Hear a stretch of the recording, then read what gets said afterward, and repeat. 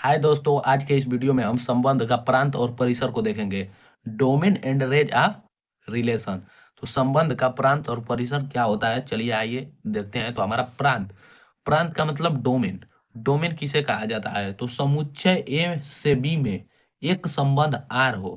कहा जा रहा है यहाँ पर कि एक समुच्चय हमारा ए और जबकि दूसरा समुच्चय हमारा बी दिया गया हो और इसमें एक संबंध हमारा आर इस प्रकार हो कि जो आर है वो सबसेट मतलब उप समुच्चय हो एक क्रॉस बी का।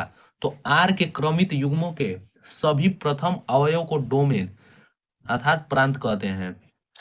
तो यहाँ पर क्रमित युग्मों के सभी प्रथम अवयव को डोमेन कहते हैं।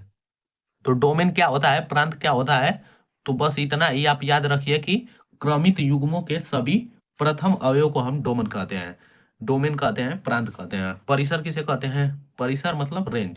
तो आर के क्रमित युग्मों के सभी द्वितीय अवयव को हम परिसर कहते हैं। तो परिसर का हमारा परिभाषा हो गया कि जो क्रमित युग्म है उसके सभी द्वितीय अवयव को हम क्या कहेंगे? परिसर कहेंगे। चलिए एक उदाहरण देखते हैं और उदाहरण से ही हम संबंध का प्रांत और परिसर को समझेंगे स्पष्ट रूप से। तो हमारा यहाँ पर एक उदाहरण दिया गया है। उदाहरण लिए हैं कि यदि ए बराबर हमें यहाँ पर 4, 5, 6 एक समुच्चय दिया गया है और बी बराबर यहाँ पर एक x, y, z एक समुच्चय दिया गया है। तो इन दोनों से हम एक संबंध आर प्राप्त करेंगे। तो इतना है तो इससे जो हमारा संबंध आर है वो क्या प्राप्त हो रहा है, दोनों का आपस में गुणा कर देंगे। तो देखिए 4 का गुणा यक्स में करेंगे तो हमारा 4, यक्स गया। अब इसी 4, को हम क्रमित युग्म कहते हैं। अब 4 का गुणा फिर y में करेंगे तो 4, y होगा। 4 का गुणा z में करेंगे तो हमारा क्या होगा? 4, z होगा। 4, z। 5 का करेंगे यक्स में तो हमारा 5, यक्स। 6 का करेंगे, 5 का करेंगे y में तो 5, y। 5 का करेंगे z में 5, z। इसी प्रकार 6 का करेंगे, 6 का करेंगे तो 6, यक्स। 6 का y में करेंगे तो 6, y। और यहाँ पर 6 का करेंगे z में तो हमारा 6, z क्रमित युग्म इतना प्राप्त हो गया। तो अब ये हमारा एक संबंध निकल गया। तो इसका हमें प्रांत और परिसर चाहिए। तो प्रांत और परिसर में हम क्रमित युग्म के ये हमारा क्रमित युग्म है तो इसके पहले अक्षर को हम पहले अवयव को हम प्रांत कहते हैं जबकि दूसरे अवयव को हम परिसर कहते हैं। तो यहाँ पर हमारा 4 इसमें भी है, 4 इसमें भी है और 4 इसमें भी है। तो जितने बार 4 रहे रिपीट हो तो उसे केवल एक बार ही लिखेंगे और यक्स भी जितने बार इसमें रिपीट हुआ हो केवल एक बार लिखेंगे। डोमेन और रेंज में संख्या क्या है उससे हमें मतलब होता है। संख्या कितनी बार आया है, कितनी बार रिपीट हुआ है, उससे हमें कोई मतलब नहीं होता है प्रांत और परिसर में। तो देखिए जब इसका डोमेन निकालेंगे, डोमेन डोमेन डोमेन को डोमेन आर से भी व्यक्त करते हैं। तो डोमेन बराबर हमारा देखिए इसमें 4 है, इसके क्रमित युग्म के पहले अवयव में 4 है, इसमें 4 है, 4 है तो केवल एक 4 लेंगे।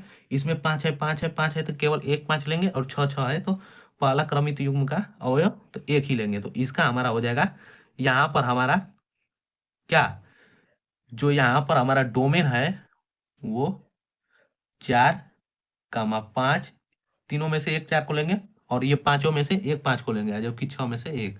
तो ये हमारा डोमेन इतना आ गया। रेंज निकालेंगे इसका, रेंज का मतलब परिसर। रेंज तो हमारा रेंज क्या होगा? तो इसमें यक्स है, वाई है और जेड है, इसमें भी एक्स वाई जेड, इसमें भी एक्स वाई जेड। तो केवल यक्स, वाई और जेड। तो ये हो गया हमारा इस प्रश्न का प्रांत और परिसर और यही हो जाएगा हमारा आंसर। यही दोनों हो जाएगा आंसर। चलिए इसी प्रश्न में देखते हैं कि यदि हमें एक संबंध और दिया गया हो तो उसे कैसे हल करेंगे, समझने का प्रयास कीजिए। जब यही हमारा प्रश्न दिया गया है और इसमें एक हमारा दूसरा संबंध मान के चलिए R1 दिया गया है। R1 हमारा संबंध क्या दिया गया है कि समुच्चय और क्रमित युग्म 5, यक्स जबकि यहाँ पर 5, y। एक हमारा यहाँ पर दूसरा संबंध दिया गया है। तो इसमें प्रांत और परिसर अर्थात डोमेन और रेंज क्या होगा? तो इसमें जो डोमेन होगा, डोमेन तो डोमेन इसमें क्या होगा? क्रमित युग्म के पहले अवयव को हम क्या कहते हैं? डोमेन कहते हैं, प्रांत कहते हैं। तो इस क्रमित युग्म के पहला अवयव हमारा 5 है तो डोमेन हो जाएगा इसका 5। अब देखिए इसका रेंज क्या होगा?